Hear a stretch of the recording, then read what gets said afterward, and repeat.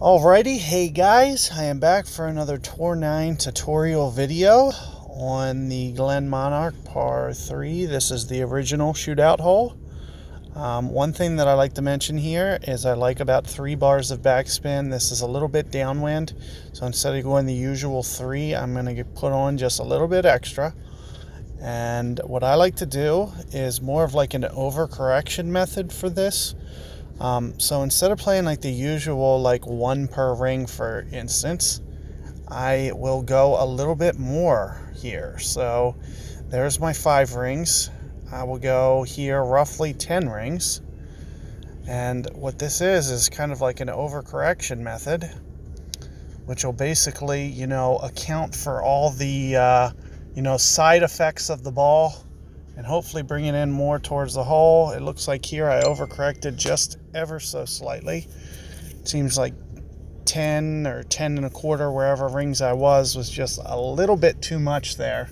So maybe if I geared down just maybe 1 ring, it seemed to be just 1 ring too much. Now, things to note about that shot is it is more mid-club for the adjustment. So instead of using maybe the 1.0 on your sniper, you might want to use more of like a 1.1 per ring.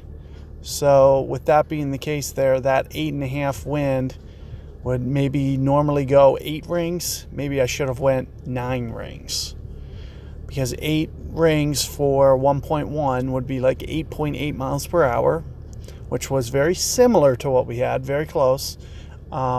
And then maybe, just go an extra 10% more, which would be like about a ring.